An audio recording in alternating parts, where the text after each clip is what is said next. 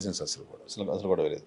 So parents అక్కడికి వెళ్ళి ఇప్పుడు కొత్తగా వెళ్ళాలనుకుంటే తీసుకెళ్ళడానికి కూడా ఇబ్బంది ఉందా? అటువంటిది ఏదో లేదండి, వాళ్ళకి విజిటింగ్ వీసాలు ఉంటే పోవచ్చు, మ్మ్. గ్రీన్ కార్డ్ ఉన్నా ఉండొచ్చు అక్కడ. మ్మ్. కాకపోతే గ్రీన్ కార్డ్ ఉండి వాళ్ళు గ్రీన్ కార్డ్ పెట్టుకొని ఇక్కడ ఉండి యుఎస్ ఇండియాలో ఉండి యుఎస్ విజిట్ చేయడం మాత్రం మంచి ఐడియా కాదు. వాళ్ళు మాత్రం కేర్ఫుల్ ఉండాలి. వాళ్ళు గ్రీన్ కార్డ్ వాపస్ ఇచ్చేసి విజిటింగ్ వీసా తీసుకోవచ్చు. సో అటువంటి విజిటింగ్ వీసా అయితే ఎప్పుడైనా రావచ్చు కాబట్టి ఇబ్బంది లేదు. ఒకసారి సో గ్రీన్ కార్డులకు సంబంధించి ఆందోళన అవసరం లేదు ఎవరికి, ఎటువంటి ఆందోళన అవసరం లేదు. సో పేరెంట్స్ని అక్కడ తీసుకురావడానికి సంబంధించి ఇబ్బంది ఉంటుందేమో అనే భయం ఉంది, అది కూడా అవసరం లేదు. లేదు, ఇప్పుడు కొత్త అందులో ఏం రూల్స్ ఏం చేంజ్ కావట్లేవు. ఇప్పుడు యుఎస్ సిటిజన్ అన్న అతనికి పేరెంట్స్ గ్రీన్ కార్డ్ ఇవ్వాలంటే కూడా ఎదుర్కొన్న ప్రొవిజన్స్, కొత్త ప్రొవిజన్స్ ఏం అవసరం లేదు. ఇంతకుముందు చెప్పినట్టు అన్ని బాక్సులు టిక్ అయ్యి చాలా అప్లికేషన్ ఫామ్లు ఉంటాయి, కానీ అందులో ఎవరికి కూడా రిజెక్ట్ కాదు, అందులో ఏమి ఉండదు అన్నట్టు. తల్లి తండ్రి అంతే పోటీ. అప్పుడప్పుడు పేపర్ వర్క్ సరిగ్గా లేదనుకోండి, ఆ బర్త్ సర్టిఫికేట్ సరిగ్గా లేదండి, డిఎన్ఏ పెట్టి షూట్ చేసి పడేస్తాం. తండ్రి డిఎన్ఏ, కొడుకు డిఎన్ఏ, ఖతం, అయిపోయాయి, ఎండ్ ఆఫ్ ద స్టోరీ. ఓహో. ఎందుకంటే అప్పుడప్పుడు మనకి మన దగ్గర బర్త్ సర్టిఫికేట్లల్లో ఈ లాస్ట్ నేమ్ చక్కకుండా ఆ తెలుగు స్పెల్లింగ్ ఇంగ్లీష్ స్పెల్లింగ్ వేరుతూ ఉంటాయి. వాడు అరే నీ తండ్రా కాదా అంటాడు, తల్లా కాదా అంటాడు, ఎందుకు అంతాలకైనా ఎందుకని వాని మొక్కన డిఎన్ఏ కొట్టేస్తే వాడు అప్రూవ్ చేసేస్తాడు. ఓహో, ఓకే ఓకే అంతే. $300 ఖర్చు డిఎన్ఏ టెస్ట్ కోసం. డిఎన్ఏ టెస్ట్ కోసం. రైట్. అడ్మిషన్స్ తగ్గిపోయాయి సార్, అమెరికాకి అడ్మిషన్స్ విపరీతంగా తగ్గిపోయాయి అనేది కూడా ఒక ప్రచారం. అంటే మనకి మీ దగ్గర అప్రోచ్ అవుతుంటారు చాలా మంది. ఇప్పుడు అడ్మిషన్స్ అన్నది మనకు ఆగస్టులో తెలుసు తగ్గిపోతాయా తగ్గిపోదా, కొద్దిగా తగ్గిపోతాండొచ్చే అని అనుకుంటాను నేను.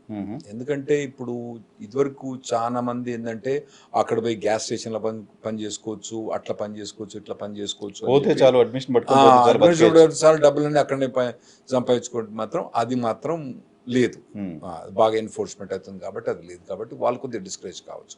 ఇంకోటి ఏంటంటే ఐటీ మార్కెట్ ఇన్ జనరల్ తగ్గిపోయింది. మీరు ఏమంటారంటే స్టాక్ మార్కెట్ తగ్గింది అంటాను, కానీ 2024 స్టాక్ మార్కెట్ ఇప్పుడు 28-29% పెరిగింది. నా స్టాక్ ఇప్పుడు 10% తగ్గినా పెద్ద తగ్గినట్టే. 2024 చెప్తాను నేను. 2023లో తగ్గింది, 2024లో పెరిగింది. 25%, 26% పెరిగింది. అందులో ఒక 10% తగ్గిండొచ్చు వచ్చిన తర్వాత. ఇప్పుడు తగ్గింది. ఓవరాల్గా ఐటీ మార్కెట్ అనేది బాగా పెరుగుతూ వచ్చింది. కానీ ఈ మధ్యలో ఆర్టిఫిషియల్ ఇంటెలిజెన్స్ వచ్చి కొద్దిగా నెసెసిటీ, ఏదైతే కంప్యూటర్ ప్రోగ్రామర్స్ కానీ డెవలపర్స్ కానీ ఏదైతే నెసెసిటీ ఉందో అది తగ్గినట్టు కనిపిస్తుంది నాకు. దాంతో కొద్దిగా మరి వీళ్ళు ఏమన్నా మాస్టర్స్ డిగ్రీ వచ్చి చేయదలుచుకున్న వాళ్ళు మరి ఏమైనా జంకుతారా అన్నది అర్థం కావట్లేదు. ఆ భయం అయితే ఇక్కడ స్టూడెంట్స్ లో బాగా చూస్తున్నాం. మరి మీకు బాగానే నేను కూడా అనుకుంటాను కొద్దిగా ఉండొచ్చు అని. మన ఆగస్ట్ వస్తే తెలుస్తుంది ఎట్లుంటుంది. ఎంప్లాయ్మెంట్ కి సంబంధించిన స్కేర్ కూడా సార్, ఆల్రెడీ అక్కడ ఉన్న వాళ్ళు మీరు ఇంతమంది చెప్పారు కదా, చాలా మంది ఉద్యోగాలు తీసేస్తున్నాయి అమెరికన్ ఐటీ కంపెనీస్ అని. సో దానికి సంబంధించిన ఫ్యాక్ట్స్ ఏంటి? ఇప్పుడు ఫేస్బుక్ ఏముంటుందండి, ఎంట్రీ లెవెల్ ప్రోగ్రామర్స్ ఉంటారు కదండి. ఎంట్రీ లెవెల్ ప్రోగ్రామర్స్ నార్మల్గా మనకు పిరమిడ్ మాదిరి ఉంటుంది కదా, అంటే జూనియర్ లెవెల్స్ సీనియర్ లెవెల్కి వచ్చి తగ్గిపోతూ ఉంటారు కదా. ఎంట్రీ లెవెల్లో ఎక్కువ ఉంటారు అన్నట్టు, ఇందులో కూడా పిరమిడ్ టైప్లా ఉంటారు అన్నట్టు.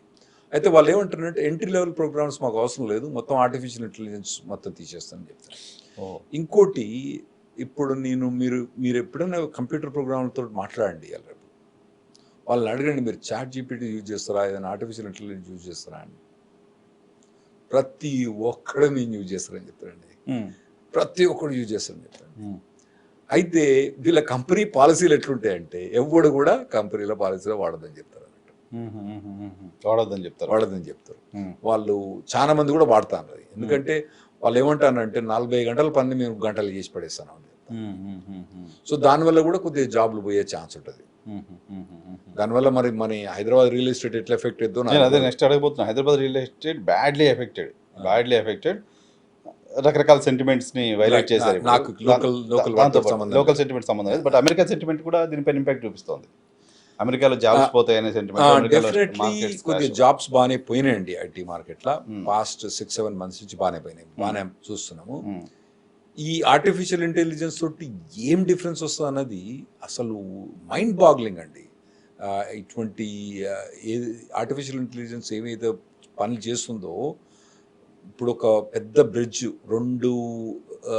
రెండు మౌంటైన్స్ పక్కన ఒక బ్రిడ్జ్ తయారు చేసి రోడ్డు వేయాలంటే ఎంత మొత్తం అది మొత్తం ఆర్టిఫిషియల్ ఇంటెలిజెన్స్ మొత్తం చేసి పడేస్తుందండి. Oh. డిజైనింగ్ అని చేసి పడేస్తుంది. ఓకే. అక్కడ రాక్ ఫార్మేషన్, తర్వాత ఎర్త్, దాన్ని మొత్తం దానికి ఫీడ్బ్యాక్ ఇచ్చేస్తే 3-4 గంటలు తయారు చేస్తుంది. వాడు చేసినా కానీ ఆర్కిటెక్ట్ ఏం చేస్తాడు, మీకు నెల రోజుల తర్వాత వెనకకు పంపిస్తాడు. మీకు ఎందుకు నెల రోజుల తర్వాత వెనకకు పంపిస్తాడు అంటే, వాడు 3 రోజులలో చేస్తే అరే నాయనా ఇది ఆర్టిఫిషియల్ ఇంటెలిజెన్స్ చేసింది. అట్లా పరిస్థితి, ప్రోగ్రామర్ల పరిస్థితి, అందరి పరిస్థితి అట్నే అయిపోయిందండి. ఓకే. లీగల్ డ్రాఫ్టింగ్స్ కూడా ఎంత మంచిగా చేస్తుంది అంటే అసలు అన్బిలీవబుల్ లీగల్ డ్రాఫ్ట్స్ చేస్తాడు. ఇప్పుడు మేము పీడిఎఫ్ అప్లోడ్ చేసి, అఫ్ కోర్స్ దానికి కొన్ని కమాండ్స్ ఇస్తాం అన్నట్టు, దానికి ఈ పర్టికులర్ పాయింట్అవుట్స్ మీద మీరు డ్రాఫ్ట్ చేయమని చెప్తే ఏం డ్రాఫ్ట్ చేస్తుందండి. మళ్ళీ దానికి ఏమైనా మనం మోడిఫికేషన్ కావాలనుకుంటే ఏం మోడిఫికేషన్ చేస్తుందండి. ఎవరైనా వినేవాళ్ళు మీరు ChatGPT అని డౌన్లోడ్ చేసుకొని చూడండి. ఉట్టిగా నేను ఒక లెటర్ డ్రాఫ్ట్ చేయమని చెప్పిన, ఏమని, చీఫ్ మినిస్టర్ రేవంత్ రెడ్డి గారికి మన తెలంగాణలో గాడిదలనే మోడ్ ఆఫ్ ట్రాన్స్పోర్టేషన్ ఒక గాడిదలే ఉండాలి, మిగతా వాటిని అన్ని బ్యాన్ చేయాలి, దానికి ఒక 10 పాయింటర్స్ ఇవ్వని చెప్పి దాన్ని డ్రాఫ్ట్ చేయమని చెప్తే ఏం డ్రాఫ్ట్ చేసిందండి అది. అసలు దాన్ని చూస్తే రేవంత్ రెడ్డి గారే ఇంప్రెస్ అయిపోయి గాడిదలనే పెడతాడు అన్నట్టు వచ్చేసి. అంత మంచిగా డ్రాఫ్ట్ చేస్తుంది. ఎక్కడి నుంచి పట్టుకొస్తుందో మరేందో.